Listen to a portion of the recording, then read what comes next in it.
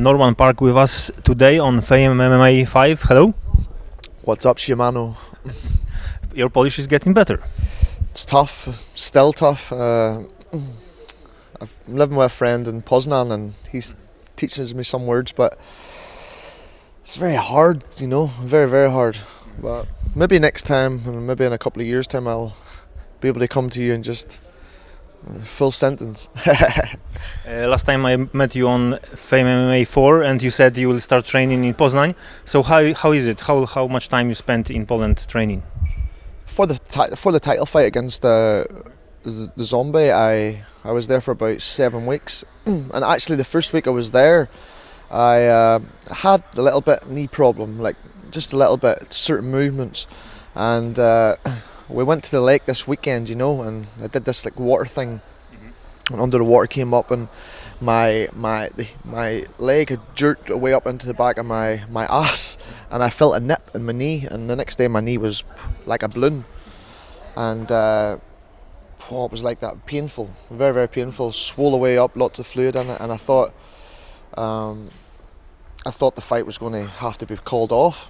I went and got like this little scan on it, showed there was a tear in my meniscus, and it was just uncomfortable, really annoying. But once after 1 week, I was ready to go home. I was ready to pull out of the fight, and if it hadn't been for the coaches at the ANCOS, and he sent me to his specialist, this guy who works with the Dynasplint in Poznan, and they did a great job at rehabilitating my knee, and he just reassured me that I'd be fine for the fight. And I was like, I think they're just saying this to me for me to fight.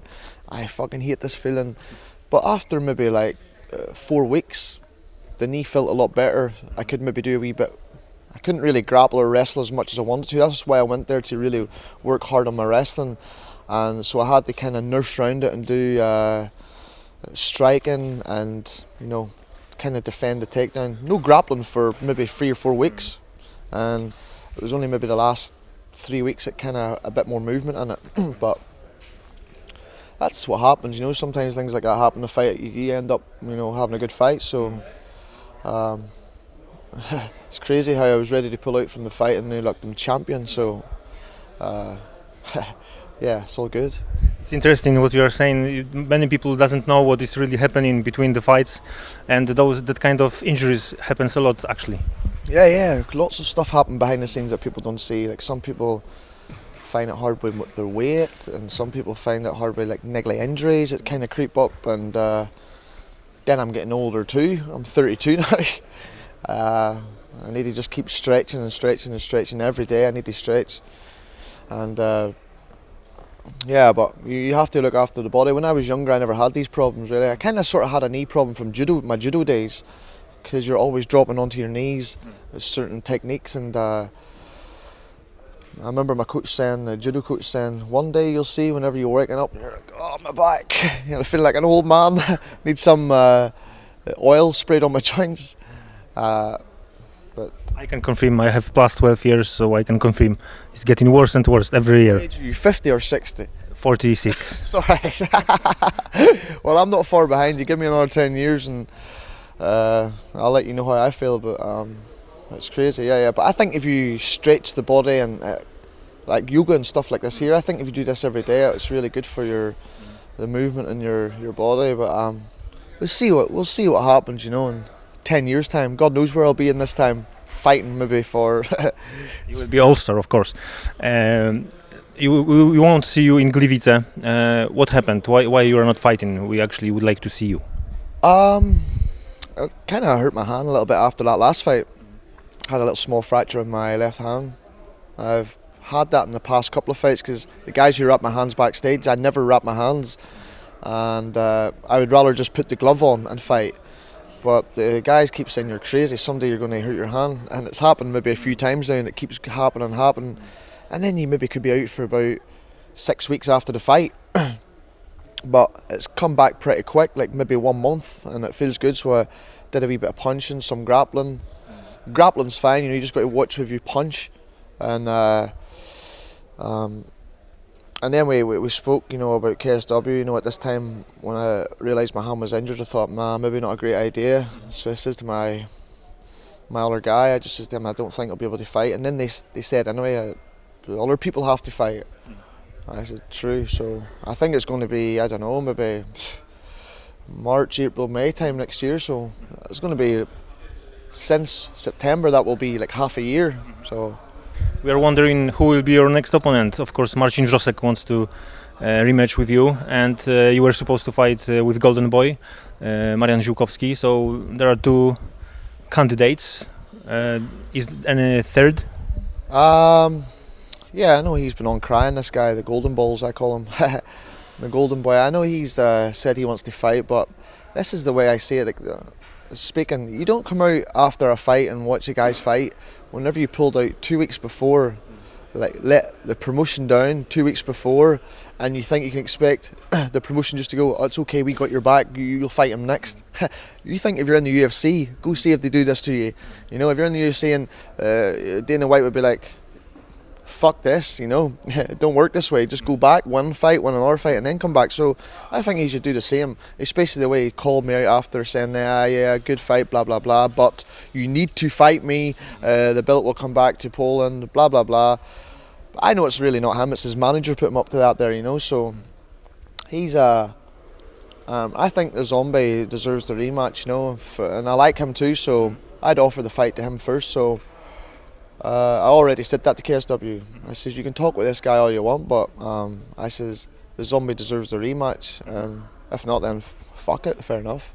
See what happens. But he's really, I know the division's not deep. KSW lightweight division's not deep, and he's kind of the next guy in line because he beat Sedinsky,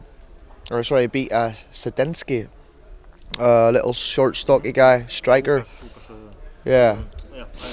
It's hard. The names are hard to pronounce, but he beat him, and then he beat Shuley. You know Shuley, but he beat Shuley on 2 weeks' notice. So technically, he's 1-on-1. I would say he got defeat in his first fight, armbar finished. Next fight he won. He won fair and square. Not the second fight he beat Shuley, but it was last minute. Shuley was stepped in to fight him. So and then the third fight he won convincingly against a one-dimensional fighter. You know, a guy who just comes like a robot, tries to land one big punch, and like no switch of game plan or anything. You know, like if you're in the corner, you'd be saying, right, let's try and switch this up here. Let's try and bob and weave a little bit. Don't make it obvious you're trying to land the one big shot. Get him against the cage, look for takedown. Try and mix it up a bit. You know, use your fight IQ. And Marian's just technically better, you know, he had a better fight IQ, and he just realised, oh, this guy's just one punch, that's all you got to watch out for. But the guy was lost after he got dropped, you know, the striker got dropped, and then he didn't know what to do after that. That's just my opinion. I think that's what everybody thought too. So if we fight, his toughest fight, but I think there's a wee sneaky move out. We never saw any knee injury. You know, I asked him, where's the knee injury? Let me see this, because my knee fucking jacked up and I was ready to pull out this shit. I says, let me see it. And we never saw anything. They were like, oh, why would we ever do this? I says, let me see the medical report about this knee injury. Come on, let me see. We never saw nothing. So until they show me that, he can just wait in the queue, so he can. And go fight someone else. Maybe he can go and fight the Russian guy who's coming up, this Russian guy from Chechnya. Maybe he can fight him, see if he can get past him first. But you don't bark orders after watching someone who stepped in to do your job. I says, I'll give the rematch to the Zombie. That's who I offered the fight to. So and I think everybody wants to see that the rematch. So Sounds fair. yeah, 100%. It's from business too. It doesn't work like that. Oh, it's okay, darling, you know, it's okay, let your little knee heal up a little bit, you know, go grease it up a little bit and come back, and we got your back, you know. He's lucky he has a manager to get him in there and do this for him, because if this is anybody else, he'd be straight back to the queue. So he can cry all he wants in these interviews, of crying about it'd be unfair if I didn't get to fight in the next title fight, it'd be so unfair. Bro, we're not here to care about your feelings, you know. The KSW don't care about your feelings, nobody cares. Just get to the back of the queue and have another fight, because I think he needs to have another fight before he's ready to call for the title shot after pulling out from the biggest show, the KSW 50 show. That's one of the landmark shows that they had, and he pulled out. Did you see me pulling out? Nah, no chance. I turned up. So Yeah, tough business. It is. We are on Fame MMA 5 today. Your badge is Krycha. Yeah. Did you train with him? Anything? Yeah, I stayed with him when I was training in Poznan for the fight, and he people keep texting me, this guy's an idiot, what are you doing training with him, because he was on TV show, blah blah blah, but I only see him for who he is, I don't judge anybody at all. I never judge anybody. Like, if someone don't like this guy, you seriously think, I'm not going to like him because you don't like him, fuck off out of here, it's not going to work like that. I says, the guy who's been in the gym, gets up, goes to training, comes back, goes to training twice per day, and he did this for the last 6 months, so how can you hate that, he really put his mind into the fight, and he's training with the pros every day, and he knows what it takes. And I lived with him in the apartment that we stayed in, so we stayed together for about 7 weeks or so, somewhere around that time frame. And yeah, I think he's funny, and he's learning his English. He says, you got to learn me Polish, come on. Yeah, but it's very hard, very hard. I need to properly, if you really want to learn, you will learn it, but I'm getting all the basic words first, all the bad words. This is a proper way to start, I would say. Yeah, yeah. For me anyway, yeah. I'd say for most people, yeah. Kulva. But yeah, very hard language to learn, and I think it is hard for us, even grammar and writing of Polish is really tough. Whoa, yeah. We have the same sounds and different writings. Like you have ż, you can have this way or this way. Yeah, I know it's some words mean different things, but they're kind of all the same, yeah. And that's another thing you got to think about. So, but we'll see what happens. Maybe in a year's time. Yeah. About Krycha, what is his strongest part? What would you say? What is his best option in attack? He's very aggressive, He likes these hard punches, hard kicks, very fast.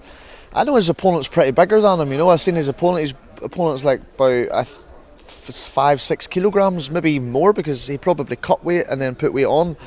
But Krycha is just 78 kilograms, and the fight's at 84 kilograms. And I'm not too sure if that'll come into play. Maybe lighter and faster will work for him, but maybe the guy will look to try and take him down and stay on top, use his weight. So there's a few wee things, but we've been working defend the takedown, sprawl, and use fast punches, move. And I says, don't go crazy, try to go for the kills straight away. He's got 2 fights in the Fame, and he's got 2 finishes in Fame. And I said to him, don't go crazy, because you got to think like this here. When I go into the fight, I just say, fuck it, let's go, we're ready to fight, fuck this is it, it's your fucking time. Fuck everybody watching, everything just fuck this, fuck that. And he says, yeah, your frame of mind is good, I says, but it's crazy frame of mind. I says, you need to be like this, I just knock him out. I says, but sometimes you need to think, you dish it on him and you don't knock him out, and he's coming at you and you're like, oh, fuck, shit. You don't want to be surprised by anything, because if you get surprised in the fight and you're not aware of that, it can backfire. So I just reassured him of this here.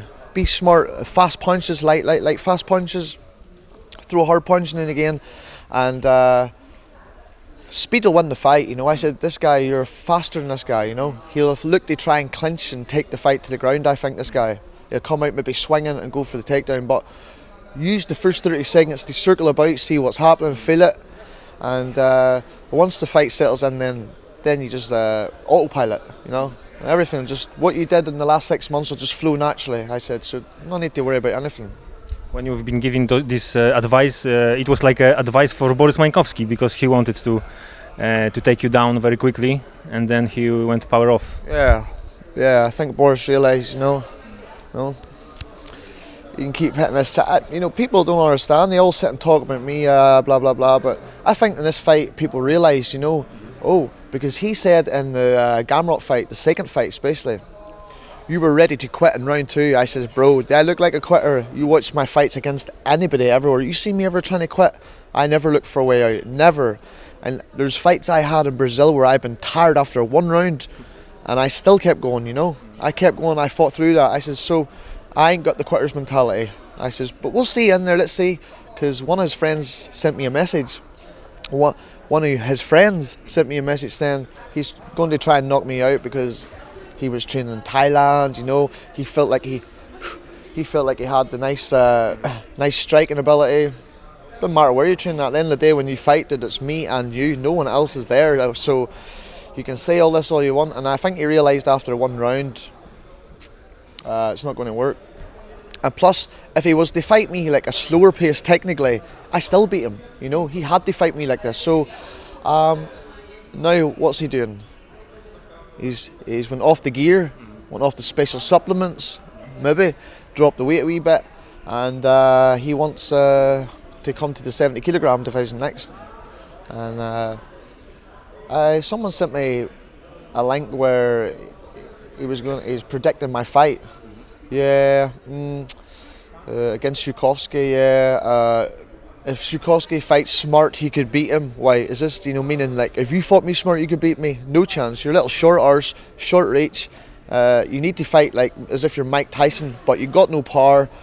You need to have big power for me to fight you different. You know, and even at that, I spar with Makhmud Muradov, and this guy has middleweight, tall middleweight with a lot knockout power. I think he's like 22 wins with about 15 knockouts. I spar with this guy, we gloves, and we go for it. And you ask the people there, I can take a dig, you know. And I think it was after that there, Boris just tired out in this fight, you know. He just tired out because he was too big, too much oxygen to feed them big muscles, and he blew out. And but I still say one thing: it was a close fight, you know. It was a close fight. I'm not stupid. I'm not fucking. I'm not stuck up my own arse. I'm not say, yeah, I smashed you. No, he smashed me one round. Second round, he come out, threw a lot of punches. But if you watch the fight carefully, keep watching round two. A lot of the punches in the second round were deflected, and he missed a lot of them. He threw a lot, but a lot of them hit my guard when I stayed like this. Some body shots landed, but not one time in this whole fight did he hurt me. Not one punch where it's like he hit me and I was like, oh right, here I need to try and take him down. And the second round, he was doing good at the start, and then I take over. Maybe 3 minutes in the second round, and then all the third round was me. He was done by then because he knew it was just a 3-round fight. If we fight for the title and he was like this, he knows he's dead meat in the fourth round. He would have died in the fourth round. So I seen him a couple of times when I was in Poznan. I just kind of waved at him. He waved back. Seen Gamrot, hello. He's a bit more arrogant, you know. Can't really stand that guy, but I don't know what the plan is with him or what he's doing, but I don't need any of them. I'm the one on the 5-fight win streak. If they want to come and fight me, I'm here. You know, I'm here. I'll be waiting anytime. But Boris is fighting. He's fighting 2 weeks' time against this guy, and I was chatting to someone, and he said, "Yeah, Boris, easy win, no problem."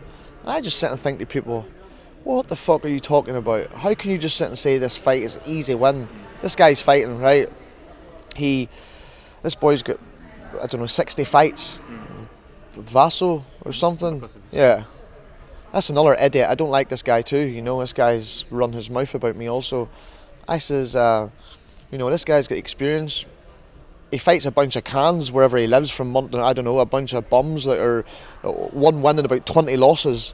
And then when he steps up to fight someone with a decent record, he crumbles and hides and gives up. Like on Bellator, he got crumbled against that Russian dude. But that guy, that Russian's a tough guy, I'll admit that. But like when he fights all these other guys who are like losing records, if you look at his whole record, the wins he has, they're all guys against losing records. And but he's dangerous, he's vicious, he's got hands, so yeah, he's crazy. So Boris needs to be aware, because for Boris it's more in here than anything else. He needs to have a strong mind, and so for someone to just go and say, it's easy win, I says Boris is on a 3-fight losing streak and he's dropped weight, you know, he's going down to lightweight, and it's a change of weight for him. How is he going to adapt?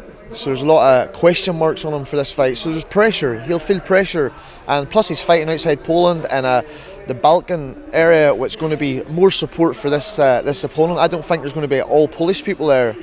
You know, like some people. Yeah, like London, there was I come out. No, come on, London is Polish city almost. Yeah, all Polish people there. You know, it's crazy, you know. All Polish people come to support MMA, you know. That's why I like Polish MMA. That's why I'm fighting here. That's why I stay here. And but Boris needs to win this fight. And then I said I would like to fight Boris in a rematch too. I think it'd be a good one. But he needs to get past this guy first. But everybody's looking past like it's easy win. But I think he should win. I think he should win this fight. You know, I pick him to win this fight because I want to rematch him again. You know, maybe on the 5-round fight, or but we'll see. There's so many different things happening. You know, there's too many people.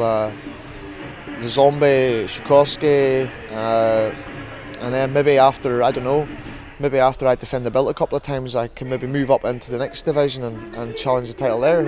I've been asked for this, and people ask me, did you want to fight Soldage? But I speak with Soldage every time. I see him as a cool guy, and a dangerous fight. So I'd love to test myself against someone with this power, you know, see what it's like.